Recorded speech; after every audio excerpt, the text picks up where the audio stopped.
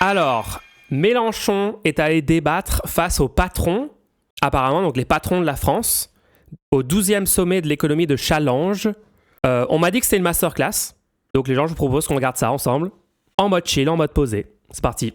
Bonjour et bienvenue sur LCI, un événement spécial aujourd'hui. Jean-Luc Mélenchon face à 3 patrons, débat rare qui se tient dans le contexte du 12e sommet de l'économie de nos partenaires Challenge. Jean-Luc Mélenchon, je vous en prie, soyez le bienvenu. Je vous accueille sur cette scène du 12e sommet de l'économie. Vous allez prendre place juste ici. Le micro. Bonjour. C'est tout bon pour le micro ? En fait, on s'est déjà vu. Oui.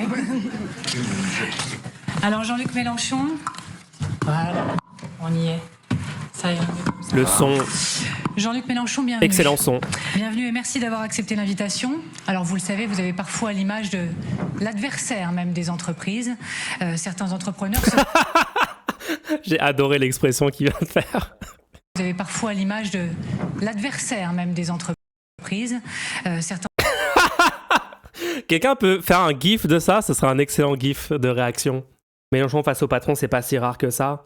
Bah non, bien sûr que non. En vrai, là, on est dans un contexte politique où, sur le plan économique, les arguments de la gauche de rupture n'ont jamais été aussi faciles à prouver comme vrais, quoi. Parce que on a quand même eu 10 ans de macronisme où la dette publique a explosé, où la pauvreté a explosé, les inégalités ont explosé. Genre, je sais pas, genre, il y a juste à tourner la tête et juste de loin apercevoir pendant 30 millièmes de seconde des graphiques d'évolution de données économiques sous Macron. T'as même pas besoin de les étudier en détail, genre juste tu les aperçois vite fait et tu comprends qu'en fait c'est un désastre économique total, le macronisme, et que, désolé, mais ce qu'a prédit la gauche, par exemple même en 2017 sur si vous mettez Macron au pouvoir, voici ce qui va se passer, en fait tout s'est avéré vrai, la pauvreté a explosé, les droits des travailleurs ont diminué, l'extrême droite est montée parce que les gens se tournent en cas dans des situations comme ça, vers des forces politiques qui, en apparence, promettent un changement radical, une rupture avec le statu quo. Et donc, c'est montée de la gauche de rupture, montée de l'extrême droite. Genre, toutes les dynamiques prédites ont réellement eu lieu. Et sur le plan économique, ça n'a jamais été aussi vrai. Ce que racontait la gauche n'a jamais été démontré aussi clairement qu'aujourd'hui. Donc, entrepreneurs j'ai dit tout ça avec le freeze frame le plus catastrophique pour Mélenchon. se demandent peut-être même à quoi ressemblerait la France pour eux si vous accédiez aux plus hautes fonctions de l'État. Quel serait l'impact de votre politique sur leurs activités. Et vous vous en souvenez, j'en doute pas un instant, c'était Geoffroy Roux de Bézieux, le patron du MEDEF en 2022, qui disait qu'il vous pensait prêt à être au pouvoir, à gouverner en cas de victoire. Il disait non, ce ne sera pas le chaos. En revanche, les entreprises n'investiront plus et n'embaucheront plus. Voilà, on est là, 3 ans plus tard. Des entrepreneurs sont face à vous, grandes, petites, moyennes entreprises. C'est l'occasion d'échanger plusieurs thèmes, taxation des entreprises, le salaire, la durée de travail ou encore les normes. Et c'est Gaëlle Mac qui est directrice déléguée de la rédaction de Challenge, notre partenaire, qui va présenter nos chers patrons. Voilà, donc cher patron. Face de vous, Jean-Luc Mélenchon, nous avons Michel de Rosen à ma droite. Donc vous êtes le président du conseil d'administration de l'équipementier automobile Forvia. Donc vous êtes un grand groupe, un chiffre d'affaires de 27 milliards d'euros et 150 000 collaborateurs. Je présente ensuite Patricia Vial.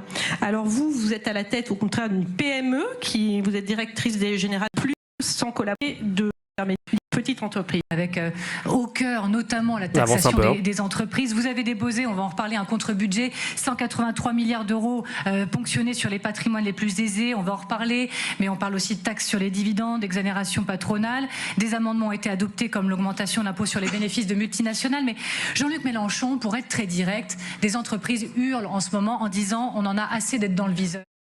Elles sont face à vous, que leur dites-vous ? Bonjour. C'est un bon début. Bon, je vais essayer. Vous savez que mon problème permanent dans la vie politique, c'est la brièveté. Le problème n'est pas ce qu'on va dire, mais ce qu'on n'aura pas le temps de dire.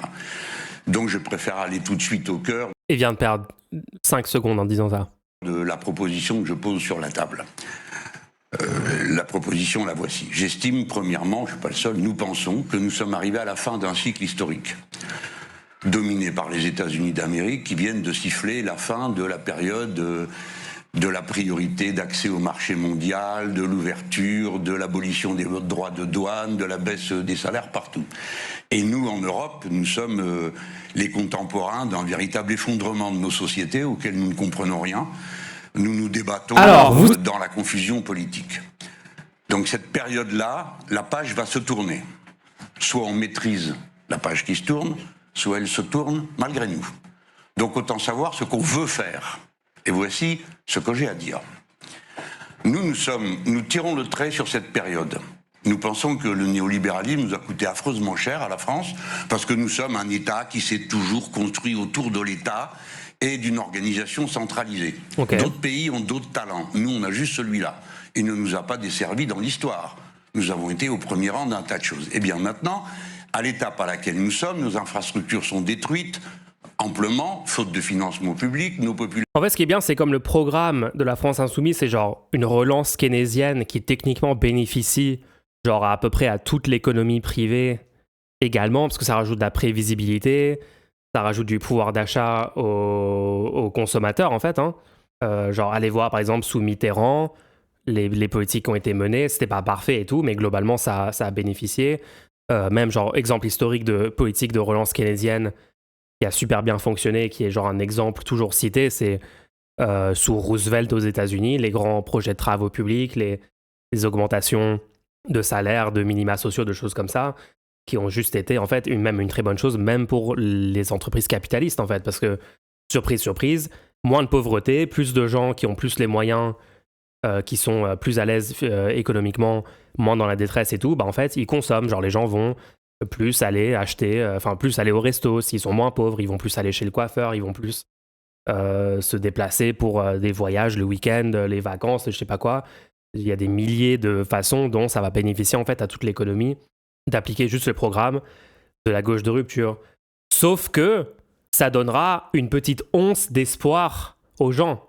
Ça donnera un peu de respiration aux travailleurs, un peu d'espoir qu'en fait, un meilleur monde est réellement possible. Moi maintenant, je pense que c'est ça vraiment ce qui motive la classe capitaliste en premier lieu. C'est genre, il faut pas qu'ils goûtent un petit peu à une vie meilleure, parce qu'après, ils vont se dire « Ah mais attends, mais en fait, si on participe politiquement, on peut littéralement changer le monde. Les choses ne sont pas figées. On n'est pas né dans un monde et dans une société qui est rigide, dont les lois sont des lois naturelles, qui sont complètement impossibles à changer. Non, en fait, on peut, en participant politiquement, en votant, en luttant, en faisant des mouvements sociaux, en faisant des grèves, en participant à la lutte de toutes les façons, on peut littéralement améliorer nos vies. Et là, si le prolétariat se dit ça va s'arrêter où, en fait ? Ils le savent que si on a de l'espoir, si on comprend qu'on peut changer les choses, et ben au final, peut-être qu'on va décider d'abolir la bourgeoisie, en fait. Peut-être on va décider d'abolir le capitalisme, vu qu'on peut mettre un meilleur système en place, en réfléchissant un peu. Pour moi, c'est ça, de leur point de vue. Les populations sont appauvries, et nous avons subi une indifférence aux questions écologiques et de souveraineté nationale qui a amplifié les dégâts. Voilà le bilan. À partir de là, peu importe la discussion qu'on peut avoir, si qui est responsable de quoi dans cette affaire. C'est ça la situation. Qu'est-ce qu'on fait d'autre ? Sur le plan géopolitique, je le laisse de côté. J'en reste à nous, ce qu'on peut faire. Je propose déjà qu'on évite de mélanger les mots. Être adversaire de l'actionnariat, ce n'est pas être adversaire de l'entreprise. Être partisan d'abord de ceux qui travaillent, ce n'est pas détester les autres. Qu'on commence donc par nommer bien les choses. On va voir quand on va arriver dans le détail. Mais j'ai à proposer la chose suivante. Pour la nouvelle étape, essayons d'unir le plan et le marché. Autrement dit, nous ne nous abandonnerons pas au marché. Alors, dans le chat, les patrons deviennent quoi sans le capitalisme ? J'ai du mal à y voir la finalité. Donc là, moi, j'aime pas dire le mot patron, parce qu'en fait, on sait pas de quoi on est en train de parler. Entre une personne, genre, quand tu bosses dans une entreprise privée, t'as souvent un manager, t'as souvent quelqu'un qui est hiérarchiquement au-dessus de toi, qui te donne les tâches, qui te gère et tout. Enfin bon, c'est pas le cas dans une minuscule entreprise, mais voilà, c'est une entreprise de plus de 20 personnes, 30 personnes, 50 personnes, 100, ça commence à être le cas. Et donc, souvent, le mot patron, les gens ont l'impression qu'on parle de la personne qui est hiérarchiquement au-dessus d'eux. C'est pour ça que j'aime pas le terme, parce qu'en fait, les personnes qui exploitent les travailleurs dans les entreprises privées actuellement, c'est la classe des actionnaires des entreprises. C'est pas les gens qui sont des salariés eux aussi de l'entreprise, mais juste à un niveau hiérarchique au-dessus de toi. C'est pas vraiment ça en fait, c'est pas eux le problème. Et en fait, c'est même pas vraiment les actionnaires individuels le problème non plus. Le problème, c'est le système économique dans lequel on est, qu'il faut revoir fondamentalement. Ce qui est un projet long terme, très ambitieux, mais c'est possible de le faire. Personne n'est ontologiquement le patron. Non, mais par exemple, moi, dans la forme d'entreprise privée sur le marché que moi je propose, qui serait des entreprises possédées, gérées démocratiquement par les travailleurs, il y aurait aussi certaines hiérarchies dans les entreprises. Il y aurait des gens qui seraient chargés de genre s'occuper de tel secteur, et ça ne veut pas dire qu'il n'y a pas de démocratie, d'accord ? En France, le système, c'est une démocratie vachement imparfaite, mais dans n'importe quel système démocratique, on délègue des responsabilités à des gens qui s'occupent de tel truc, et il y a des hiérarchies. Genre moi, par exemple, vous pouvez imaginer l'État le plus démocratique que vous voulez. Au final, en tout cas, je vois aucun problème je vois aucun moyen de se passer de ça. Au final, il y aura une police, il y aura une justice, il y aura des institutions équivalentes à ça, en tout cas, qui joueront un rôle comme sont censées jouer ces institutions aujourd'hui. Et il y aura donc des hiérarchies, il y aura donc des responsabilités, il y aura des pouvoirs, il y aura des minorités de gens qui auront certains pouvoirs que la majorité des citoyens n'ont pas. Par exemple, s'il y a une armée, eux, ils auront le droit de porter une arme, de faire ceci, cela, que la majorité des gens n'ont pas ce statut. Vous voyez ce que je veux dire ? Dans une coopérative, c'est la même chose. Il y aura des structures hiérarchiques. Mais pour les gens qui sont dans ces structures hiérarchiques, ces gens-là seront élus avec un système, un travailleur, une voix dans l'entreprise. Donc, si la personne fait n'importe quoi, elle est révocable par les travailleurs. C'est des trucs comme ça. Quand on parle de coopérative, de système post-capitaliste, moi, c'est des choses comme ça que je propose. Donc, pour revenir sur ta question, je sais pas ce que deviennent les patrons et tout, je sais pas de quoi tu parles, mais si tu parles de hiérarchie, ces personnes continueront d'exister. Par contre, des actionnaires privés extérieurs à l'entreprise qui n'ont qu'un titre de propriété, qui ne travaillent pas, qui produisent aucune richesse, mais qui arrivent à toucher tous les mois, tous les ans des dividendes parce qu'ils ont ce titre de propriété, donc c'est une rente basée sur une propriété, donc une propriété lucrative, ce truc-là n'existera plus. Et je pense que c'est une bonne chose, puisque moi je suis pas pour que des gens touchent de l'argent comme ça magiquement parce qu'ils possèdent un titre de propriété de l'entreprise. Et si la personne est révoquée, elle ne va pas s'évaporer, elle deviendra autre chose qu'un patron. Non mais voilà, les gens qui sont dans la classe capitaliste actuellement, dans le système que je propose moi, donc les gens qui sont des rentiers qui exploitent des gens pour survivre, désolé, vous ne pourrez plus survivre de cette façon. Par contre, vous pouvez survivre. Vous allez avoir l'accès aux services publics de garantie des besoins vitaux. Vous allez pouvoir juste aller travailler sur le marché contre un salaire comme tout le monde, en fait. Vous allez pouvoir avoir une vie épanouissante, une bonne vie, être heureux, etc. Et même vous enrichir autant que vous voulez, hein, juste sans exploiter d'autres personnes, en créant de la valeur, tout simplement. Donc voilà ce que deviendront la classe capitaliste, mais ils seront plus heureux qu'actuellement. Ça, je peux vous le promettre. Nous voulons... Le salariat, c'est pas l'épanouissement, hein. Oui, alors du coup, je parle du système futur, donc ça sera plus épanouissant si on garantit les besoins vitaux, puisque tu auras plus de chances de travailler dans un truc où tu as envie de travailler réellement, pas dans un truc où tu es contraint de le faire parce que sinon tu es à la rue. Donc ça sera plus épanouissant. Est-ce que tout le monde sera parfaitement épanoui ? Probablement que non. Venez, on fait pas un sophisme de la solution parfaite, on améliore les choses étape par étape, et quand on sera dans la future 6ème République, full démocratie, garantie des besoins vitaux, tous ces trucs-là, après on discutera. Il y aura encore des gens qui vont souffrir, hein, bien sûr. On va pas abolir la souffrance humaine par des mesures politiques. Bon bref, je sais pas à quoi je réponds, je sais même pas ce que je dis là. Que le pays ait ses propres objectifs. Le salariat peut être épanouissant, oui, travailler sur des choses qui vous passionnent, qui vous donnent envie, vous voyez un sens à telle production, vous avez l'impression de contribuer à la société, de rendre service, vous avez l'impression d'être compétente ou compétent sur une tâche et vous aimez la faire et tout. Bien sûr, ça peut être épanouissant, genre oui, le travail peut être épanouissant. Et que pour les atteindre, ils s'en donnent les moyens dont ils disposent déjà, je vous rassure, et ceux qu'on prendra en plus.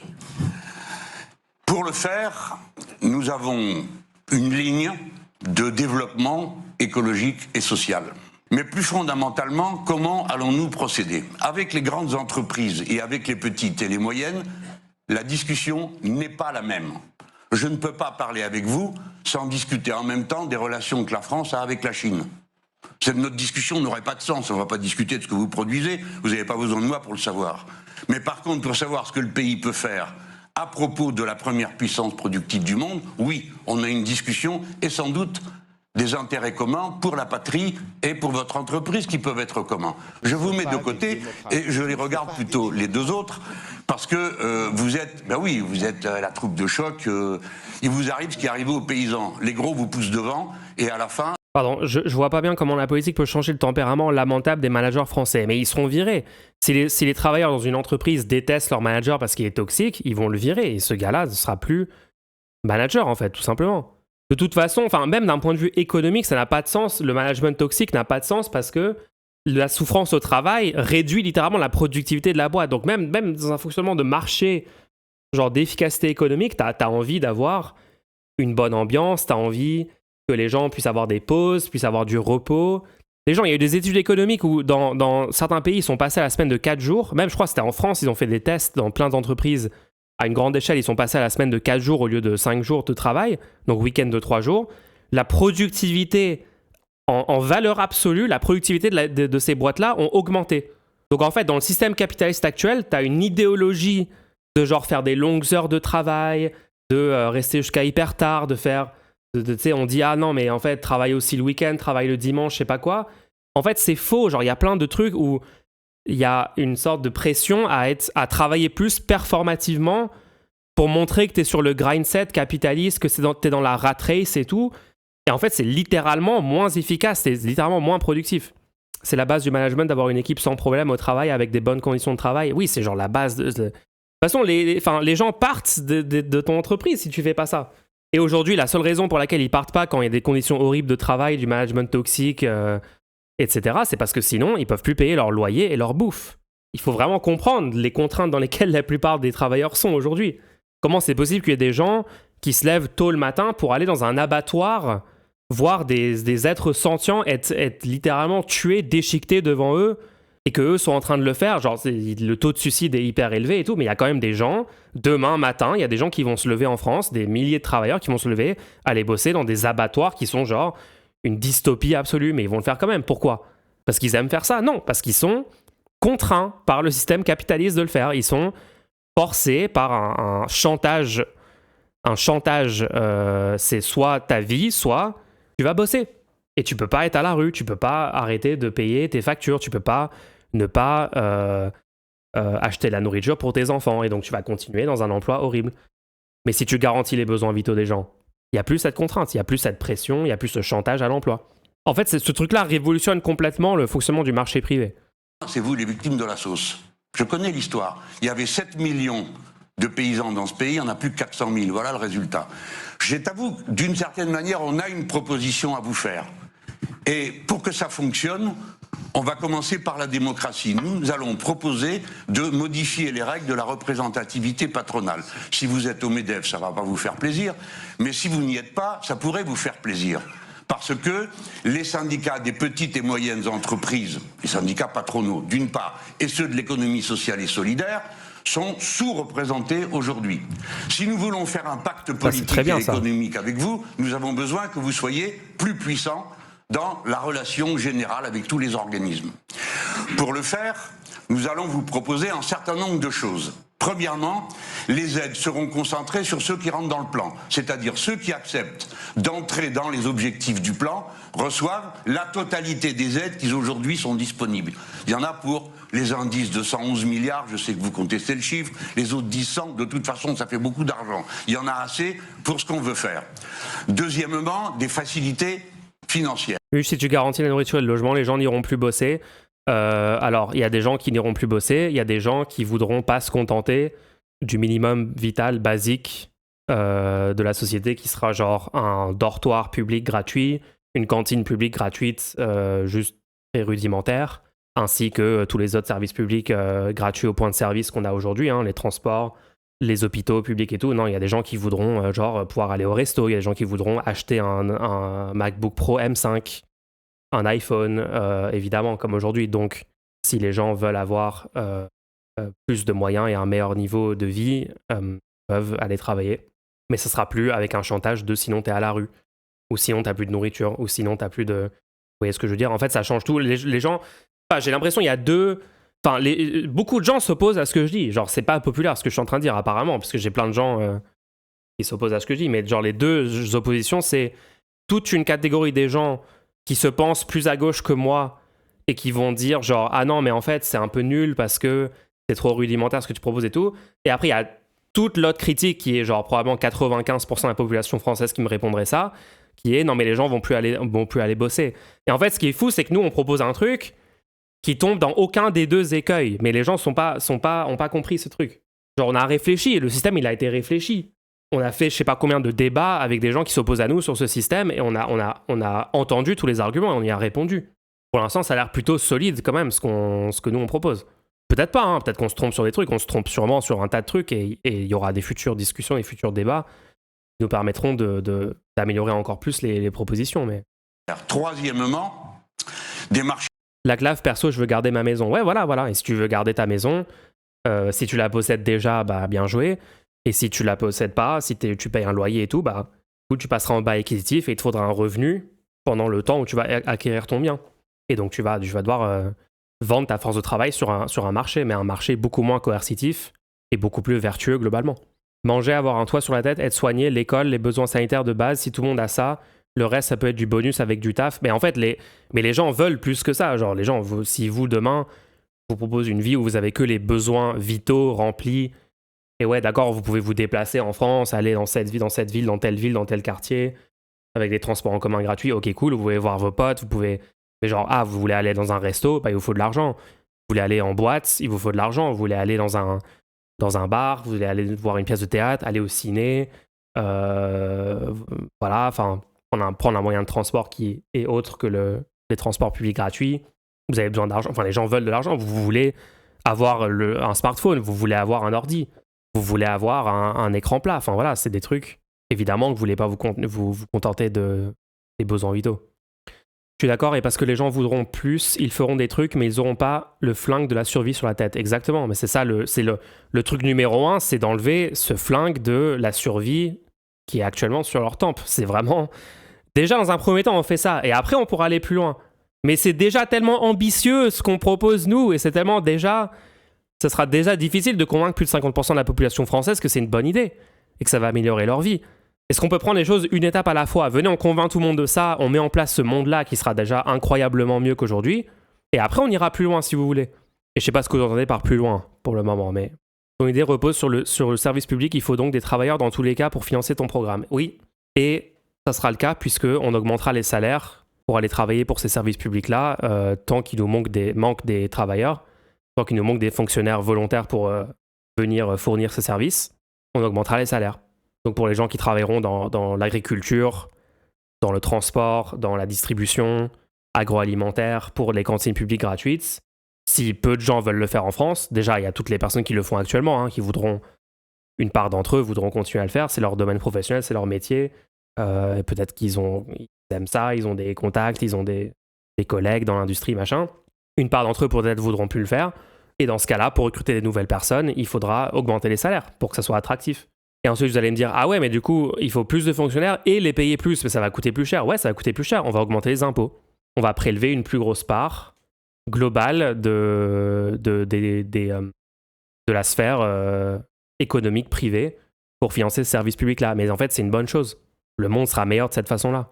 Exactement de la même façon que la France fait moins cher et plus qualitatif sur les hôpitaux publics que les États-Unis, le futur système de garantie des besoins vitaux sur le logement fera plus qualitatif et moins cher en termes de coût, juste de coût de faire fonctionner le système, hein, pas de coût pour le...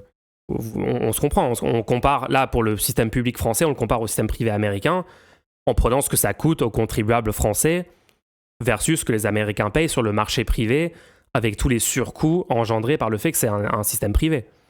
Désolé, hein, on s'est complètement éloigné du React à Mélenchon, mais en vrai le chat voulait parler de ça et moi j'ai vraiment envie de parler plus de ça parce que c'est... Genre, on n'en parle pas assez, quoi. C'est hyper important. Donc un salarié vivant dans un logement public ne paiera pas de loyer et donc il aura plus de pouvoir d'achat, etc. Exactement. Exactement. Si tu as envie, d'être salarié, et je sais pas, tu payes, t'es payé 2000 € net par mois, par exemple, et tu ne veux plus payer un loyer ou un bail acquisitif ou un prêt bancaire ou je sais pas quoi pour ton logement, tu peux aller dans l'option publique gratuite de logement. Après, c'est rudimentaire, hein. Je pense pas que beaucoup de salariés vont vouloir faire ça, en vrai. Et je rentre pas dans le bas acquisitif qui baissera aussi le prix des logements privés à côté, mais bref. Prioritaire. D'abord ceux de la puissance publique. Enfin, des méthodes de protectionnisme. Ciblées, évidemment. Il ne peut pas être question de fermer les frontières de la France et de dire plus personne ne rentre. Mais nous pouvons cibler. Et ce que nous aurons ciblé, nous pouvons le discuter. C'est pourquoi nous parlons de protectionnisme solidaire. Voilà donc le plan, un accord, des moyens pour tenir l'accord, de votre côté et du nôtre. Ceux qui rentrent dans le plan reçoivent tout, ceux qui ne veulent pas, ils font l'entreprise privée traditionnelle, ils font ce qu'ils veulent. Mais la période du néolibéralisme où tout le monde vient pour promettre des diminutions d'impôts, des diminutions de cotisations, et à la fin on ne sait pas qui va payer la santé et le reste, ça c'est fini. En tout cas, nous on y mettrait un terme. Alors voilà, les bases là, elles sont clairement posées pour le débat. On va prendre les choses les unes après les autres. Donc là, Mélenchon, il a dit que les 211 milliards d'aides publiques aux entreprises, il les maintiendrait, mais il les flécherait selon le plan gouvernemental d'investissement. Donc on va les flécher sur les boîtes privées, mais pas comme c'est fait actuellement. Franchement, j'aimerais bien que ce soit des entreprises publiques qui s'occupent des choses qui sont d'intérêt public, plutôt que de financer des entreprises privées avec l'argent public, mais bon.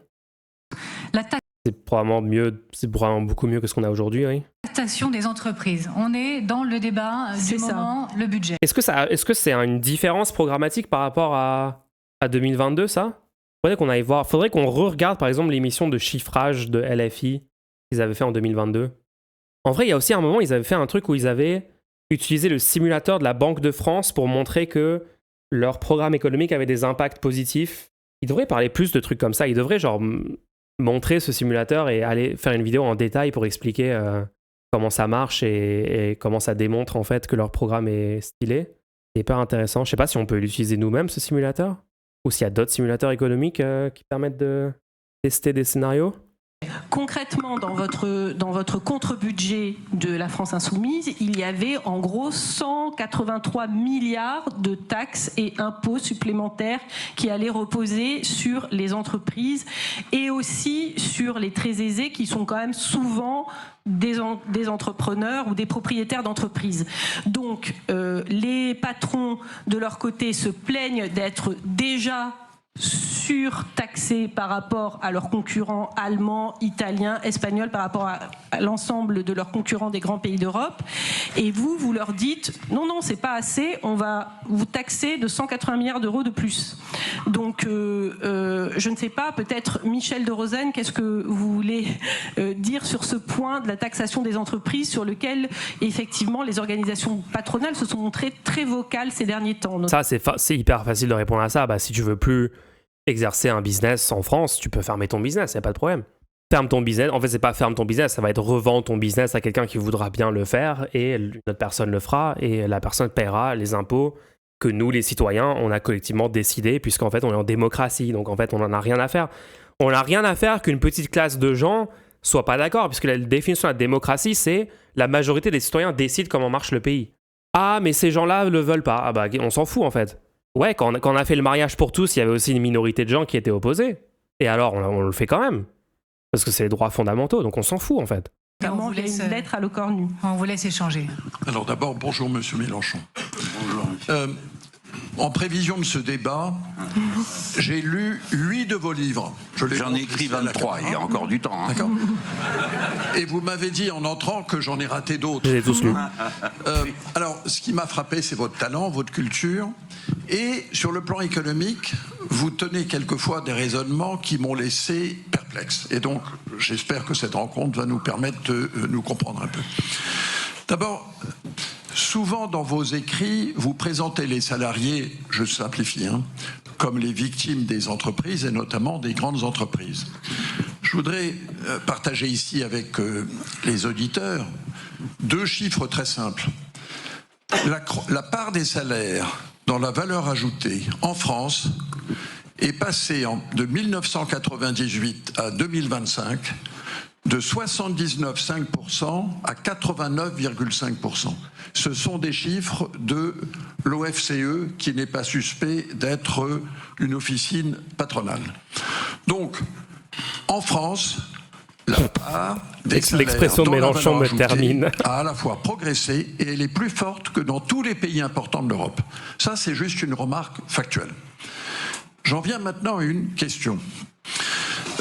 Vous avez Donc là, il a cité la part des salaires dans la valeur ajoutée. Venez, on va voir ce que c'est vite fait. Attends, je tape ça dans Google, j'ai un article CGT, la chute de la part des salaires dans la valeur ajoutée. Quoi? Déjà, est-ce qu'on peut se mettre d'accord sur ce qui se passe réellement? Part des salaires dans la valeur ajoutée brute des sociétés non financières entre 1962 et 2024. What? Pourquoi il disait 89? La valeur ajoutée, c'est-à-dire la richesse créée par les travailleuses et les travailleurs est répartie entre le travail via les salaires et le capital via les profits. Cette répartition est au cœur de la lutte du rapport de force entre les travailleurs et leurs syndicats et le patronat. Le graphique ci-dessus illustre une grande rupture historique. Les années 80 marquent en effet la fin des 30 glorieuses où la croissance économique était assise sur un accroissement continu des salaires et le début du néolibéralisme où le capitalisme est mis entièrement au service de l'augmentation des profits et des dividendes. Ouais, donc là, la chute énorme. Donc c'est quoi sa stat là? forte que patronale. 5% à 98 à 2025. Entre 98 et 2025? Donc là, il prend littéralement le point le plus bas de cette courbe. Ok, entre 98 et 2025, il y a eu une augmentation. Donc lui, il prétend une augmentation de 10 points de la part salariale de la valeur ajoutée, alors que là, ce graphe-là, c'est littéralement une augmentation de 1 point. Donc ce graphe-là montre une augmentation 10 fois plus petite que ce qu'il dit. Ok, c'est une première donnée. Ah, attendez, j'ai trouvé la stat. Les Échos, tiens, comme par hasard.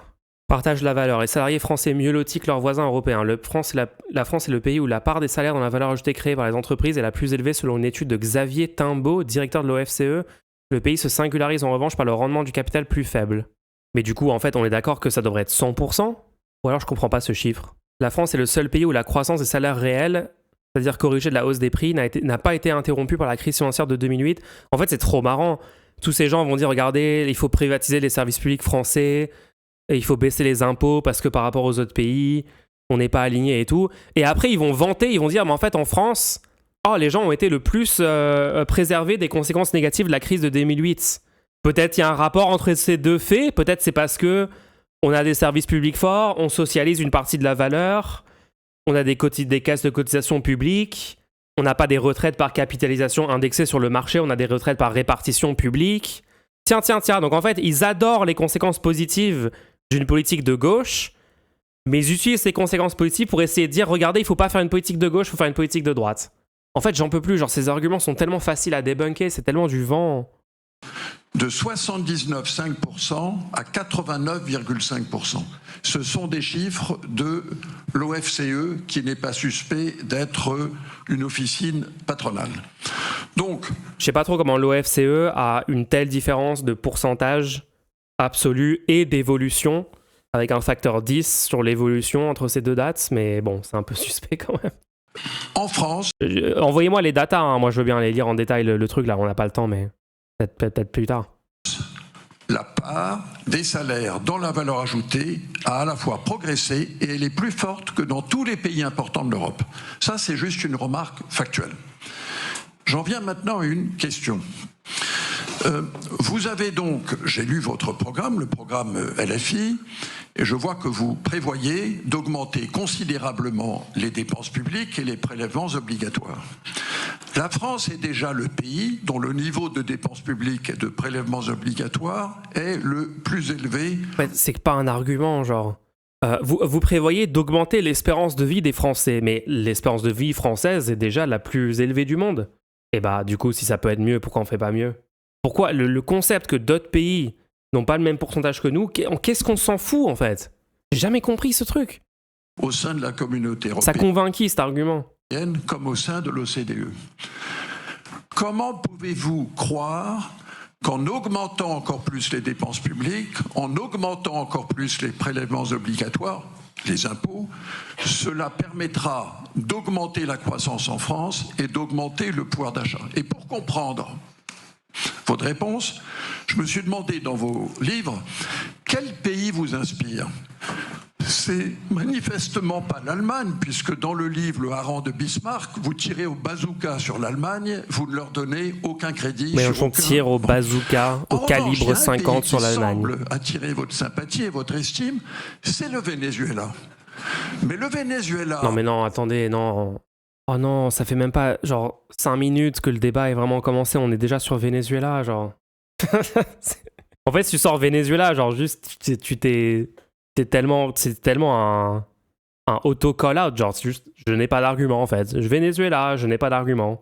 En Big 2025, ça sort Venezuela. Non mais c'est vraiment, on retourne en 2016 là. Ces 15 dernières années, a connu une Mélenchon met une cible dans le dos de l'Allemagne. crise économique et sociale telle que 23% de sa population a quitté le pays pour aller ailleurs. Donc ma question est, pourquoi pensez-vous qu'il faille augmenter les dépenses et les impôts pour augmenter le pouvoir d'achat des Français? Et pourquoi vous référez au Venezuela? N'y a-t-il pas autour de la Terre un pays plus convaincant? Jean-Luc Mélenchon. Je crois que j'ai jamais entendu Mélenchon parler spontanément du Venezuela. Je crois que j'ai jamais entendu personne de LFI parler même dans un obscur conférence de je sais pas quoi, de dire ah ouais, en fait ce qu'ils ont fait au Venezuela sur ce sujet c'était bien. Je n'ai jamais entendu ce propos. Genre les seules personnes qui parlent du Venezuela c'est la droite. Je sais pas, il faudrait même voir le passage du livre de Mélenchon dont il parle qui soi-disant s'appuie sur le Venezuela. J'ai jamais vu une chose pareille, je sais pas dans quel livre c'est. Ça fait partie du bingo classique, ouais, mais on le remplit vite quoi. Venezuela, n'y a-t-il pas autour de la Terre un pays plus convaincant? Jean-Luc Mélenchon. Bon, je savoure la délicatesse du propos. Permettez-moi de vous dire que moi aussi je vous ai lu. Il vous en manque encore 14 à lire. Dont le dernier que je vous recommande, si c'est trop cher, c'est 10 ou 20 euros, volez-le. Mais ça permet de comprendre le fond de ma pensée. Quoi ? Alors, je suis un peu votre parallèle. Il est fou. J'ai lu votre livre sur l'égalité, j'ai lu celui que vous avez eu la mauvaise idée de signer avec monsieur... Il a dit si vous n'avez pas la thune pour acheter tous les livres restants, volez-les. C'est tellement le GOAT en fait. Comment il fait? Et celui sur l'égalité, celui qui m'a le plus intéressé parce que le parti pirate. J'ai découvert qu'on avait un pressentiment, une intuition commune, c'est que l'histoire est faite de dynamique qu'elle contient et qu'elle alimente. Vous pensez, et vous prenez des précautions oratoires, que l'inégalité est le meilleur moteur de l'histoire. Ça ne fait pas de vous une brute. Vous ne dites pas, il n'y a que l'inégalité qui vaille. Mais vous critiquez la passion de l'égalité, dont je reconnais que je suis entièrement fait, comme quelque chose qui rend jaloux. J'ai pas trop aimé la psychologisation. Vous vous trompez, ça ne rend pas jaloux. Ça rend soucieux, sourcilleux, chatouilleux. Oui, bon, c'est bon, je sais que le son il est horrible, on peut rien faire les gens, on peut rien faire, le son il est comme ça. On va pas tout regarder parce que ça dure 1 heure, mais on va avancer un peu et on prend notre courage, on dit voilà, le son il est éclaté au sol, mais on va l'écouter. La dignité qu'on se reconnaît pour soi-même et aux autres. Alors je voulais juste rectifier ça, et j'en profite dans les rectifications pour vous dire que le Venezuela n'est pas mon modèle économique. Vous n'avez pas lu les derniers bouquins, ceux-là ils ont déjà au moins 10 ans. Non mais vous avez le droit de vous plaindre parce qu'on fait littéralement un meilleur son sur ce stream dans ma chambre qu'un plateau LCI qui a moyens techniques illimités, argent illimité, compétences illimitées. Je sais pas comment ils font, en vrai je sais pas comment ils font. Je suis d'accord avec vous, non mais je suis d'accord avec vous. Moi je suis sur la take, comment des streams Twitch arrivent à avoir un meilleur son que littéralement une chaîne de télé qui a des centaines de millions de ressources. Mais non, si un pays force mon attention, c'est toujours celui qui va marcher devant pour la performance technique ou la performance écologique.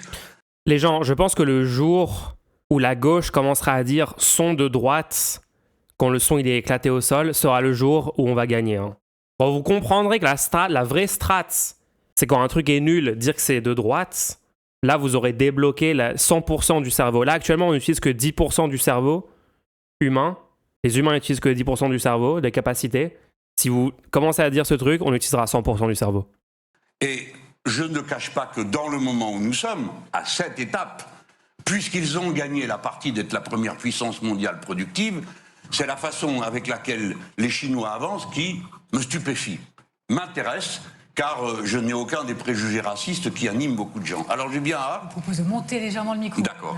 Je viens, une fois qu'on a posé ça, pour au moins le rétablir, et j'espère que vous avez bien compris que je ne propose pas d'établir le régime politique de... CIA, ils essaient de faire croire que le son nul, c'est la faute de Mélenchon, ils font des petites remarques. Pour nous gaslight, on sait que c'est de votre faute. La Chine populaire ici, d'accord ? Ce point. Bon, parfait.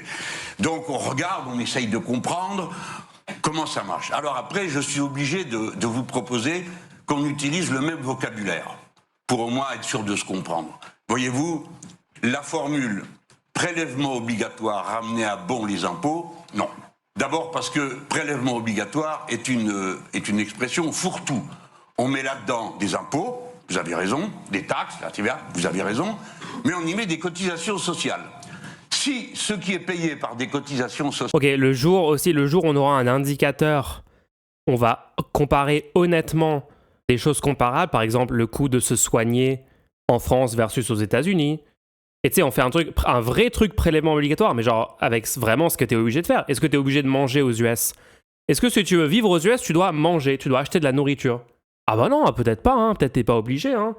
Ah non, mais si tu veux survivre, par exemple, tu te fais mal, tu te blesses gravement, est-ce que t'es nécessaire d'être payé un hôpital privé? Ah bah non, pas forcément. Ouais, on va arrêter le bullshit, on va admettre que oui, t'es obligé d'acheter de la bouffe sur le marché privé, t'es obligé d'acheter une assurance santé sur le marché privé quand t'es aux US. Ce sont donc des prélèvements obligatoires. Si tu es obligé de le faire, c'est obligatoire. Surprise, surprise, la droite. Venez, on fait des indicateurs, on compare des trucs comparables, genre les prélèvements obligatoires en France, ok, c'est des trucs publics. Et maintenant, si on compare à service rendu égal avec les US, comment ça marche? En prenant que les trucs genre besoin vital, vraiment obligatoires. Hein. Si vous voulez enlever les opérations de chirurgie dentaire ou les trucs, ah non, c'est pas obligatoire, faites ce que vous voulez, mais moi je veux la stat, je veux qu'on ait des indicateurs hyper basés comme ça. Je spoil, mais même les droitards de patrons sur le plateau disent que la médecine américaine, c'est de la merde. Mal école, attends que l'épisode 6 soit sorti, et après on pourra parler de ça. Si elle ne l'était pas, si on abandonnait tout au secteur privé de l'assurance, ça ne serait plus compté. Si c'est privé, ça ne compte pas. Voilà. Si c'est une cotisation obligatoire, ça compte. Mais pas toujours. Par exemple, là, on abonne tout le monde à des mutuelles, mais ça ne compte pas dans les prélèvements obligatoires. Alors, tout ça n'est pas très sérieux, à mon avis. Non, mais globalement, c'est quand même exact que les sociétés françaises ont déjà un niveau de prélèvement élevé, que ce soit impôt de production, impôt sur les sociétés depuis 1 an puisqu'il a été remonté, et que dans votre programme, vous proposez... Genre, venez, on fait un indicateur inverse, le niveau de prélèvement obligatoire privé est trop élevé. Réduisons les prélèvements obligatoires privés. On est obligé de prendre des mutuelles. Vous allez me dire, bon, ouais, c'est pas fou l'entreprise privée en France et tout. Bon, c'est quand même moins bien que la sécurité sociale. Et après, je vais dire la nourriture, les loyers. Ah merde, en fait, je suis obligé de payer un loyer. Ah bah non, t'es pas obligé, tu peux être SDF, MDR. Vous voyez le niveau d'arnaque? Genre, venez, on dit prélèvement obligatoire privé. Moi, tous les mois, je suis obligé de payer mon loyer. 700 balles, je suis obligé de payer ma bouffe. Pas 400 balles. Les prélèvements obligatoires privés sont trop élevés en France par rapport à d'autres pays. Ah bah non, attends, pas par rapport à d'autres pays parce que il n'y a pas de pays mieux que la France. Mince. Dans l'absolu, ils sont trop élevés dans l'absolu. Venez, on les réduit en faisant des services publics gratuits à la place. Est-ce que je viens d'inventer le meilleur élément de langage? Peut-être. Encore une liste de nouvelles taxes et impôts, je ne parle même pas des cotisations sociales. Moi, j'ai envie de vous demander, Thibault Hiverna, dans votre entreprise, qu'est-ce que ça ferait exactement? Je parle notamment parce que les ETI sont souvent des exportateurs et sont donc exposés à la concurrence internationale. Est-ce que lire ce programme vous poserait problème dans votre société? Bon, d'abord, bonjour et merci de votre invitation. Bonjour, monsieur Mélenchon. Moi, vous savez, dans une... En fait, je suis désolé, mais ça me casse un peu les couilles, les débats où c'est genre une personne de gauche contre 5 personnes différentes. Vraiment, genre, est-ce qu'on peut juste avoir des débats contre une personne, comme ça, la personne peut développer son argumentaire, elle va faire un premier argument, il y aura une réponse à ce premier argument, après il y aura une réponse à nouveau, on va rester sur un sujet. Là, genre, passer d'une personne à l'autre, c'est vraiment insupportable, hein.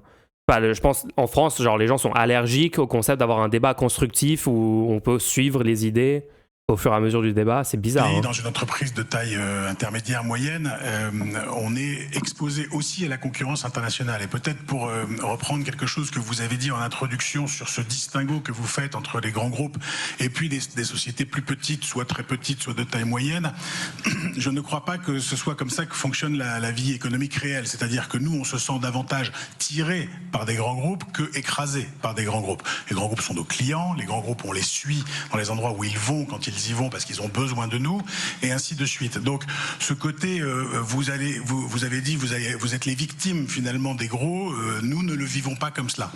Donc ça, c'est quelque chose que je voulais peut-être préciser. Et sur la partie taxation elle-même... En fait, vous voulez pas genre répondre quelles seraient les conséquences négatives d'appliquer le programme de la France insoumise pour l'économie. Genre, c'est le seul sujet. Qu'est-ce qu'on s'en fout de... Ah non, mais vous avez décrit telle catégorie comme des victimes. En fait, nous, on se voit pas comme ça. On s'en fout, en fait, de comment tu te vois. Est-ce que si on rend l'impôt sur le revenu plus progressif, est-ce que c'est bien? Est-ce que si on fait une caisse de péréquation entre les petites entreprises et les grandes entreprises, est-ce que si on rend plus progressif les cotisations, est-ce que si on rend la CSG progressive, est-ce que si on fait la planification dont Mélenchon vient de parler et que personne a enchaîné là-dessus du coup, est-ce que c'est bien? Est-ce que les conséquences pour le pays, pour l'économie, pour les gens sont bonnes? C'est le seul sujet, genre ils veulent pas qu'on parle de ça. Vous savez, à la fin de la journée, c'est une affaire de compétitivité. Donc on n'est pas seul au monde, on est exposé, nous aussi, les petits, les moyens comme les grands, plus les grands que les petits, c'est vrai, à une concurrence. Ça, c'est le cas quand tu parles à quelqu'un même. La norme pour beaucoup de gens, c'est de changer de sujet toutes les 3 minutes et quand tu demandes à la personne de répondre à la question qu'elle a esquivée, on te répond juste « Ah, mais t'es encore là-dessus ?» Trop réel, en fait, trop réel. Tu viens de me rendre complètement misanthrope. Attention, les messages comme ça dans le chat, c'est dangereux. Hein. Qui est ouverte aujourd'hui et le protectionnisme et les taxes et les droits de douane, les tarifs trumpiens et autres qui viennent au monde. Vous avez là aussi introduit sur ce sujet. Vous dites ça va changer évidemment le monde. Oui, mais enfin moi je ne constate pas aujourd'hui. On peut se projeter que ça a changé les flux, ça ne change pas beaucoup l'ouverture du monde tel qu'elle existait dans le monde économique. C'est là où je vais jouer mon rôle de maîtresse des horloges. Il nous faut parler également de fiscalité des riches. Vous voyez très bien c'est le pire débat, non ? Où je veux en venir, tous dans le débat parlementaire, il y a eu cette question dans l'atmosphère. Dans votre contre-budget, au total, pas moins de 183 milliards d'euros seraient aussi ponctionnés. Les patrimoines les plus aisés, je parle de taxe Zuckman, ISF ou encore héritage. Mais de nombreuses figures du monde de l'entreprise, peut-être ici présentes, ont exprimé ces dernières semaines leur rejet. La mesure est qualifiée de contre-productive. Ils appellent à ne pas casser l'élan entrepreneurial français. Vous avez commencé à répondre, je vous en prie, puis après on va poursuivre l'échange. Oui. Mais si vous permettez, parce que peut-être que ça a pris trop de place, je conteste absolument que nous soyons le pays le plus surtaxé, etc. Je vois qu'en 2 secondes, vous reprenez les prélèvements obligatoires comme une vérité établie, vous ne distinguez pas les cotisations des impôts. Pardon, mais même en faisant comme ça, c'est le Danemark qui est devant. Et deuxièmement, je vous redis que le système de la sécurité sociale coûte 5 fois moins cher que n'importe quel système assurantiel. Bien. Il représente le 30% Exactement. de ces prélèvements obligatoires. Retirez-les de 45, ça vous donne 15. 15 moins 45, 30. Donc nous ne parlons plus du même classement. Supposons que j'accepte à cette tribune, à cet instant, la destruction complète, immédiate et totale de la sécurité sociale au profit des assurances. C'est ça qu'il faudrait payer. Et vous qui êtes des patrons, où vous embauchez des gens de haut niveau technique, on est d'accord ? De haut niveau technique. Attends, pourquoi celle au milieu, elle a fait non de la tête ? Vous embauchez des gens de haut niveau technique. Ah non, surtout pas, vous avez tort, monsieur Mélenchon, j'embauche que des personnes nulles à chier dans mon entreprise. D'ailleurs, j'en fais partie. Des gens de haut niveau technique, on est d'accord ? De haut niveau technique. Vous allez devoir les payer bien, beaucoup plus que vous ne le faites aujourd'hui si vous passez tout au privé. Pourquoi ? Parce que l'assurance sociale coûte bien moins cher que n'importe quel système d'assurance. Par point ou par capitalisation. J'en veux pour preuve que quand ce point est arrivé dans la discussion à la précédente rectification du système des retraites que proposait M. Macron, quand on est arrivé sur le point des cadres, c'est le MEDEF qui a dit « Oh là, où on va ?» Pas question, parce que vous ne seriez obligés d'augmenter tous les cadres pour les garder, car il y a compétition pour garder les grands esprits. Il y a aussi des compétitions sur ces qualifications. Premièrement, donc, je continue à le contester. J'ajoute que vous n'avez cessé de faire baisser les impôts. Ils représentent une part moindre aujourd'hui que c'était le cas dans les années 80. J'ai l'âge de m'être souvenu de la période où l'impôt sur les sociétés, c'était 50%. Maintenant, il est à 25%. Et le projet d'impôt mondial, c'est 15. Vous allez arrêter où et quand d'en demander encore davantage? Alors Jean-Luc Mélenchon, j'ai une question pour Mais ces vous patrons. étiez sur les cas J'ai bien aimé ça. des impôts que, paraît-il, Oui. on va aggraver. Mais j'ai une petite question. Mais je voulais quand même qu'on mette ces choses-là au point. Sinon, on croit qu'il y a une vérité. Pardon. Supposons, pour être agréable à cette heure-ci. Jean-Luc Mélenchon. Oui. Oui. Supposons qu'à cet instant, je vais finir, ne vous inquiétez pas, que juste pour la courtoisie, je vous dise, eh bien, il y a au moins 2 points de vue. Mais pardon de vous dire que si on avait un peu plus de temps, vous ne tenez pas le choc pour continuer à tenir cette thèse que nous sommes le pays qui coûte le plus cher d'Europe, parce que ce n'est pas vrai. Est-ce que certains d'entre vous ont tenu le discours qu'on a entendu lors des discussions budgétaires? Moi, je pense à quitter le pays si on continue de nous taper sur la tête avec les taxes Zuckman, etc. Est-ce que l'un d'entre vous y a réfléchi un instant? Non, je peux prendre pour ce qui me concerne, ça ne m'a jamais traversé l'esprit. En revanche, est-ce qu'on l'entend de temps en temps? Oui, on l'entend de temps en temps, je ne peux pas vous dire le contraire. Et qu'est-ce que vous répondez, Jean? Dans l'énergie de Mélenchon, genre, si on continue un peu sur ce sujet, vous ne tiendrez pas la route face à mes arguments, c'était pas mal, j'ai bien aimé. Il a raison de balayer ça en disant que c'est une thèse qui tient, que c'est pas une thèse qui tient debout. Non, mais j'aime beaucoup, enfin, juste c'est l'énergie de Jussie, non, enfin, tout ce que raconter, c'est du bullshit, en fait, et on le sait. Et ils ont l'air tellement faibles, en fait, genre, ils savent que c'est vrai ce qu'il dit. Luc Mélenchon à ceux qui ont envie de partir, qui disent en tout cas qu'ils veulent partir. Peut-être Patricia. Et hop, on passe sur le deuxième élément de langage. Ah, les entreprises vont partir, les riches vont partir, les milliardaires vont partir. Oui, Michel. C'est tellement vide, genre vraiment, c'est... En fait, quand t'es habitué à écouter ces trucs, à entendre la rhétorique de la droite, de la classe capitaliste, tu te dis, mais attends, mais il n'y a rien, genre c'est tellement nul, c'est tellement vide. Bonjour Monsieur Mélenchon, merci pour l'invitation. Je fais une parenthèse, sur le territoire français, j'ai un chiffre d'affaires de 5 millions et j'ai 27 salariés. Ça a son importance pour ce que je vous expliquerai tout à l'heure. Okay. Non, je l'entends pas. Non, sincèrement non. Et donc, pardon, Jean-Luc Mélenchon, à ceux qui disent, moi je veux partir, si on continue avec les affaires de taxes Zuckman et si on me tape encore sur la tête à coups de prélèvements et de charges, etc., vous leur dites quoi? Mais du coup, attends, je sais pas, elle contrôle une entreprise de 5 millions de chiffre d'affaires, donc quel rapport avec la taxe Zuckman qui s'applique pour les patrimoines de plus de 100 millions? Elle a un patrimoine de plus de 100 millions, mais elle a une entreprise qui est valorisée à 5 millions. Enfin non, qui a un chiffre d'affaires de 5 millions. Je comprends rien. J'entends pas que les gens veulent quitter la France. Ah, elle entend pas de gens dire qu'ils vont... Je comprends pas quand elle dit j'entends pas, ouais. Ah, peut-être qu'elle dit j'entends personne qui dit qu'ils veulent quitter la France. Autour de moi. Si vous arrivez au pouvoir. Basée en fait, elle est basée en fait. J'aime le premier commentaire de la vidéo, ils ne sont que 3, c'est un peu déséquilibré, non? Rien, au revoir. Mais sinon, Oui, elle dit qu'elle n'entend pas autour d'elle des gens. Ah, c'est vraiment ça? Ah ok, je pensais que c'était une blague, ok. Ouais, moi je pensais que c'était dans le sens, je ne suis pas d'accord, genre je l'entends pas, monsieur Mélenchon, j'ai rien compris. Et de charges, etc., vous leur dites quoi? Rien, au revoir. Mais sinon, ce que je peux dire, c'est que je n'y crois pas. Et voyez-vous, je ne suis pas la caricature que vous croyez à l'égard d'un grand patron, ou d'un bon patron, ou d'une bonne patronne. Je pense que, comme Danton, il pense qu'on n'emmène pas sa patrie à la semelle de ses souliers. Et j'ai connu quelques... C'est tellement la meilleure réponse. Vous dites quoi aux tous les milliardaires qui disent qu'ils vont quitter la France? Bah, au revoir. Mais juste, il sort ça. Si c'est lui le candidat LFI, ce qui est pas sûr, et juste, il sort ça pendant toute la campagne, à chaque fois qu'on lui pose la question, mais genre, c'est finito. 70% au second tour. Le grand producteur de ce pays qui était de parfaits patriotes. Je pense à Serge Dassault, être étrange s'il en était un, paix à sa mémoire, mais en tout cas lui payait ses impôts en France et n'a pas imaginé une seule seconde s'en aller. Pourtant, il ne vivait pas de Rafale, il vivait du Falcon qui est un des meilleurs avions du monde. Ce que je voulais vous dire, vous avez sorti 183, j'ai pas refait toute la liste, mais qu'est-ce que vous avez à dire contre l'impôt sur les multinationales? Qu'est-ce que vous auriez à dire? Regardez, ArcelorMittal a pris 300 millions, n'a pas payé 1 euro d'impôt les 5 dernières années. Et maintenant trouve encore le moyen de venir pleurer dans notre gilet pour en demander davantage et fiche des gens dehors. Vous n'aurez rien à dire contre, vous serez d'accord avec moi. Tout le monde doit payer l'impôt. Pour quelle raison McDo paierait presque rien? Pourquoi Total paierait presque rien? Voilà, eh bien cet impôt sur la multinationale sur lequel vous jetez des larmes, apparemment, puisque ça va coûter encore plus cher, ça rapporte 26 milliards. Les taxes sur les super profits, 20 milliards. Qu'est-ce que vous avez contre le fait qu'on taxe les super profits davantage que les autres profits? Il me reste un impôt et après c'est fini. Michel de Rosen. Bon, et la taxe Zuckman, bon, bah, c'est une taxe sur le patrimoine, vous l'avez entendu, mais c'est une parmi bien d'autres. Alors, vous n'aurez pas la taxe Zuckman, mais les socialistes vous proposent de vous faire un emprunt forcé. Je vous laisse vous débrouiller avec vos amis. Bon, qui veut réagir? Allez-y, monsieur de Rosen. Moi, je voulais dire ceci. Mes grands-parents et parents étaient des immigrés, ils sont venus en France et j'ai aucune intention de quitter la France. Voilà. Mon amour de la France n'a rien à voir avec la fiscalité, ce qui ne m'empêche pas d'avoir sur la fiscalité des opinions.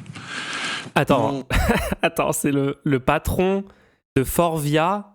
T'as un énorme groupe, je sais pas quoi, qui débunk la journaliste de plateau, mais ils vont partir. Non, je vais pas partir, moi. Moi, je reste en France. Chad capitaliste versus Virgin, présentatrice LCI. Le deuxième commentaire que je veux faire, c'est que je crois que vous avez raison sur le Danemark. Mais pardonnez-moi de considérer que le Danemark n'est pas encore une... En même temps, les gens imaginent la situation où vous avez le patron d'un grand groupe français qui admettrait sur un plateau ouais, non, moi je vais quitter, c'est quoi, genre moi-même individuellement je vais quitter le pays, je vais m'exiler, je vais immigrer aux États-Unis ou je sais pas quoi. Lui individuellement, ou est-ce qu'il va fermer son groupe et tout? Enfin, dans les deux cas, il peut pas dire ça publiquement. Genre, tu vois, l'argument les riches vont partir ou je sais pas quoi, il peut marcher, il peut convaincre un peu des gens un peu bêtes, mais que s'il est présenté de façon globale et un peu vague comme ça, les gens, machin. Mais dès que tu prends un individu, il peut pas dire oui, moi, si Mélenchon il gagne la présidentielle, je vais quitter le pays. Genre, tu peux pas dire ça, en fait. Bernard Arnault avait dit ça, mais c'est une catastrophe. Même si tu dis, par exemple, mon groupe, je vais fermer tel truc en France et je vais le bouger, bah, genre, du coup, attends, les gens avec qui tu travailles la semaine d'après, ils te disent quoi? Enfin, c'est hyper bizarre, non, de dire ça? Après, les chiffres, on les a. Les gens qui partent pour des raisons fiscales, c'est dérisoire. Ah non, mais bien sûr, bien sûr. Et puis en plus, faut regarder même pas juste les gens qui partent, mais les gens qui reviennent aussi. Enfin, le solde, il est encore plus dérisoire. Bref, non, l'argument, il tient pas une seule seconde. Et même s'il tenait, ce serait pas un problème. Hein. Certains patrons le disent et ils le diraient pour faire pression sur les politiques sans pour autant l'appliquer.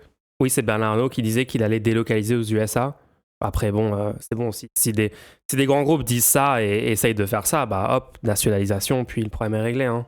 Grande puissance économique, il le sera peut-être un Regardez jour. ArcelorMittal. En revanche, par rapport à nos grands... Suffit de le voter, hein. Suffit d'avoir une majorité de députés qui sont pour nationaliser une boîte, elle se fait nationaliser. Finito. Concurrents, là, la France est plus élevée que les autres, à la fois en dépenses publiques et en impôts. Et ce qui m'inquiète dans votre programme, quelle que soit l'éloquence avec laquelle vous le présentez, c'est que je pense que nous avons le même objectif, mais un désaccord sur les moyens. Le même objectif, c'est d'augmenter le pouvoir d'achat des Français et l'emploi en France.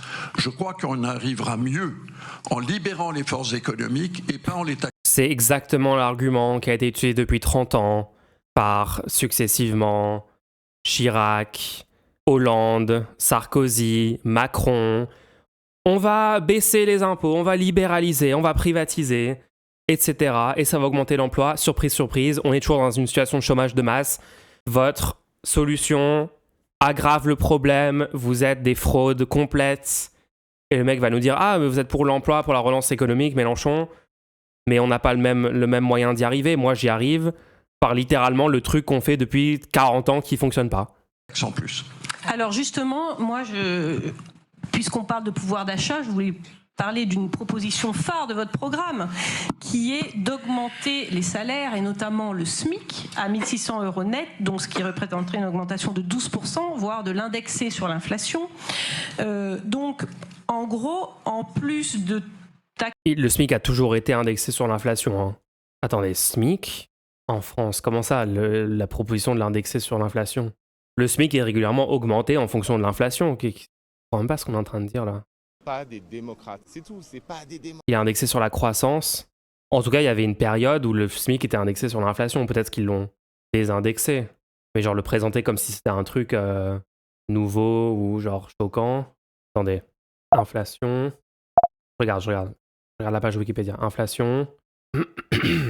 Revalorisation obligatoire par la loi du SMIC. Son augmentation correspond au minimum à l'inflation constatée l'année précédente sur la base de l'évolution de l'indice des prix à la consommation pour les ménages urbains dont le chef est ouvrier ou employé hors tabac, plus 50% de l'augmentation du pouvoir d'achat du salaire. Ah, mais c'est quoi ça? Bah si, les gens, c'est indexé sur l'inflation. Ou alors ce paragraphe Wikipédia est plus l'actualité, il faut le modifier. Le SMIC est-il indexé sur l'inflation? Bah oui, les gens, toutes les sources que j'ai. Vie publique. Merde, c'est où? Comment le SMIC est-il revalorisé? Le SMIC est revalorisé selon 3 modalités. Une revalorisation automatique chaque année au 1er janvier. L'évolution du SMIC tient compte de l'inflation pour les 20% des ménages ayant les revenus les plus faibles et de la moitié du gain du pouvoir d'achat du salaire horaire moyen. Donc c'est un peu plus compliqué le calcul. Une revalorisation en cours d'année si l'indice des prix à la consommation augmente d'au moins 2% par rapport à l'indice constaté lors de la dernière évolution du montant du SMIC. Et un coup de pouce décidé par le gouvernement optionnel. Ok. Non, tout le monde dans le chat, vous avez tous tort. Avant, c'était automatique, maintenant, c'est décidé ou non chaque année. Non, il y a une revalorisation de chaque année actuellement. Elle parlait peut-être de l'indexation des salaires. Non, elle a... Quoi ? Inflation, 100 € net, qui est d'augmenter les salaires, et notamment le SMIC, à 1 600 € net, donc ce qui représenterait une augmentation de 12%, voire de l'indexer sur l'inflation. Les gens, est-ce que juste le chat, 2 secondes, vous pouvez ne pas dire n'importe quoi tout le temps, genre ? Là, il y a tout le monde qui me dit « Non, elle a pas dit ça », genre c'est ouf. J'ai bien entendu et j'avais raison sur le fait que le SMIC est indexé sur l'inflation. Ça veut pas dire indexé ? Attends. Net, donc ce qui représenterait une augmentation de 12%, voire de l'indexer sur l'inflation. Donc l'évolution du SMIC tient compte de l'inflation. Ah, tu veux dire c'est pas indexé ? Ouais, c'est bizarre, tient compte. Bon bref, on va avancer. Hein. En gros, en plus de taxes et impôts supplémentaires pour les entreprises, vous leur proposez aussi d'augmenter le coût du travail. Est-ce bien raisonnable ? Non, c'est totalement fou, bien sûr. Donc, pour la 4e fois, nous n'augmentons que ce qui peut être augmenté, c'est-à-dire la part de prélèvements qui sont des impôts. Donc, le SMIC, les cotisations sociales, si vous n'en êtes pas content des cotisations sociales, vous autres les patrons, vous n'avez qu'une chose à faire. Rendez la gestion de la sécurité sociale aux syndicats ouvriers. Vous en mêlerez plus, moi non plus. Mais puisque ça a été mis dans les comptes globaux de l'État, et notamment pour le calcul des déficits, où on compte les déficits de versement de l'État à la sécurité sociale comme un déficit public, c'est quand même le comble. Je voudrais qu'on parle de salaire. Créé par lui-même. Bien, quelle était votre question ? On augmente les salaires, est-ce que c'est raisonnable ? Voilà, exactement. Bon, écoutez, en France, 53% de la croissance, 53% du PIB, c'est de la consommation intérieure. Plus de la moitié. Quand vous augmentez les salaires, surtout les bas salaires, le SMIC c'est le bas salaire, hein, c'est le salaire minimum, vous augmentez la consommation. Mécaniquement vous l'augmentez. Donc vous remplissez les carnets de commandes. De qui ? De madame ? Parce que pour acheter des édredons en plume, qui est quand même un objet assez sophistiqué, ça n'a l'air de rien comme ça, mais c'est sophistiqué. Il faut avoir des sous. Et quand vous... Il sait comment leur parler. Les gens. Il sait comment leur parler. Vous avez un SMIC, vous payez, vous dépensez absolument tout jusqu'au dernier euro. Et maintenant, en ce moment même, vous dépensez un peu plus que le dernier euro. Voilà. Par conséquent... J'adore quand il reformule la question, on augmente les salaires, est-ce que c'est raisonnable ? Ça montre que c'est ignoble comme question. Ouais, c'est parfait. Non, mais genre rhétoriquement, c'est... Ouais. Vrai vieux, il dit SMIG. Ouais, il faut arrêter de dire SMIG. Ça fait genre 40 ans que ça s'appelle plus SMIG. Ça fait longtemps que je l'ai pas entendu dire SMIG en vrai. Tient compte et indexé partiellement, c'est la même chose, non ? Non, mais j'en sais rien. Écoutez, quand le site du service public qui est censé m'expliquer comment marche le SMIC n'est pas clair, genre je suis désolé, le pays il est finito. Enfin, venez, on met la gauche au pouvoir pour que quand littéralement on va sur la page sur le fonctionnement du SMIC proposé par vie-public.fr, le truc est bien expliqué, je sais pas alors. Quand l'augmentation de salaire produit mécaniquement une augmentation de la consommation qui produit mécaniquement un remplissage du carnet de commandes. Alors bien sûr, il faut doser la manière avec laquelle on monte en puissance, comme dans n'importe quoi. Donc on fait toc toc toc, c'est 14%, vous allez arrêter de pleurer pour 14%. Les Espagnols ont augmenté de 35% et ils ont 3,8% de croissance. Les Espagnols ont augmenté de 35% le SMIC. Et ils ont une croissance de 3,5%, alors qu'en France, on a, je sais pas, genre 1%. Et eux, ils sont en mode, non, augmentez pas le SMIC de 13%. Je vois pas comment la gauche gagne pas en 2027, en fait. On a trop d'arguments sont du côté de la gauche, là. Hein. Il leur a dit stop, faire ouin, MDR, exactement. Par contre, la meuf était en mode, waouh, vous allez indexer sur l'inflation, le SMIC, c'est beaucoup trop, vous êtes fous. Alors qu'en Belgique, les salaires sont indexés sur l'inflation et ça marche bien. Non, mais en France aussi. Enfin, plus ou moins. En tout cas, le SMIC, il augmente. Je suis d'accord, peut-être il a augmenté moins que l'inflation parce qu'ils ont réussi à faire en sorte que ça soit moins indexé que ce que ça devrait. Mais genre pendant super longtemps en France, c'était indexé sur l'inflation réellement, quoi. Enfin, c'est pas du tout un truc surprenant ou nouveau. Laisser les deux pays parfaitement. Le travail paye suffisamment dans notre pays aujourd'hui. Est-ce que vous estimez que oui, une hausse de la rémunération de nos salariés est nécessaire ? Est-ce que ça peut passer par 1 600 € de SMIC pour commencer ? Alors, si on passe à 1 600 € net, alors je vais faire une comparaison avec l'Espagne. Et d'ailleurs, je vous renvoie, M. Mélenchon, à la calculette du MEDEF. Imagine les autres figures de gauche face à ce plateau. Non, il n'y a pas d'autres figures de gauche. Qui est un bel exercice. Actuellement, pour avoir un SMIC net à 1 600, il faut avoir un SMIC brut à 2 050 à peu près. En Espagne, avec la même somme, vous avez un salaire entre 1000... Mulch, vu de ce que j'entends autour de moi, les sondages et tout, je le sens très mal pour 2027, le climat n'est pas bon. Retourne au début de ce stream, on a fait tout un passage sur la création d'un défaitisme pour faire déprimer toutes les personnes qui veulent autre chose que la droite ou l'extrême droite, pour leur faire croire qu'il n'y a aucun espoir, qu'il n'y a aucune chance et tout. Ils le construisent avec des sondages complètement malhonnêtes, complètement déformés, qui sous-estiment tout le long le vrai score que fait la gauche de rupture en France, à chaque élection maintenant. Donc ça va être une construction en fait. On te plonge dans un état de désespoir, dans un défaitisme qui est littéralement fabriqué par la bourgeoisie pour te mettre dans cet état, pour que tu te dises « Ah ouais, non, ça sert à rien d'essayer de convaincre les gens, ça sert à rien de faire campagne, autant juste abandonner, en fait, je le sens mal, je le sens pas, le climat il est mauvais. » Alors qu'en fait non, le climat il est super bon. Voilà, gauche de rupture, genre les gens en peuvent plus du statu quo, ils veulent un changement. Il faut juste leur expliquer comment on fait ce changement, comment ça va améliorer concrètement leur vie, comment le programme il va marcher. Par exemple, à New York, Mamdani, c'est ce qu'il a fait. Il a dit, on va contrôler vos loyers pour pas qu'ils puissent augmenter plus. On va faire un réseau de supermarchés publics à moindre coût pour que vos courses, ça coûte moins cher. Et on va faire des transports en commun plus rapides, plus fréquents et moins chers. Et littéralement, il a gagné. Les gens ont voté à plus de 50% pour lui parce que... Et il a été diabolisé par tous les médias et ça n'a pas fonctionné. Il y a une campagne qui a été menée en fait. Il y a eu 3 millions de portes dans les différents quartiers de New York qui ont été toqués par des militantes et des militantes de terrain dans la campagne de porte-à-porte massive qu'il y a eu avec des milliers de contributrices et contributeurs sur le terrain. Et si la gauche de rupture fait pareil en 2027 partout dans le pays, en France, on va gagner. On va convaincre les gens en fait. 700 et 1850 €. Donc augmenter les salaires et passer à un SMIC à 1600, grosse répercussion pour nous, répercussion de trésorerie, répercussion de coûts salariaux, répercussion sur notre trésorerie, répercussion aussi sur les autres salariés puisqu'il y a un... T'es solo dans ta bulle, bro. Écoute, j'ai 250 personnes sur le live, donc moins solo que toi déjà. écrasement de la grille des salaires avec une augmentation de masse salariale entre 10 et 25%. Donc tout ça, c'est une réalité. C'est pour ça que tout à l'heure, j'ai bien insisté en disant que j'étais une PME et c'est très compliqué pour nous, PME, de pouvoir envisager. Et je voudrais glisser sur une de vos mesures phares qui est sur l'intéressement. Alors l'intéressement, moi, comme beaucoup de patrons de PME, je fais mes entretiens de recrutement parce que je n'ai pas les moyens d'avoir des services comme d'autres grandes sociétés. Et quand je fais, à un moment donné, c'est tellement tendu dans le recrutement qu'on est obligé d'avoir des petites choses qui peuvent inciter et à fidéliser nos salariés. Et c'est l'intéressement. Et aujourd'hui, je vous pose la question, monsieur, est-ce que vous voulez favoriser ce partage de la valeur ou est-ce que vous voulez taxer l'intéressement? Parce que je ne sais plus ce que je vais dire à mes jeunes aujourd'hui. Bien sûr, c'est une question combien je gagne, mais surtout, y a-t-il des primes? Je réponds quoi?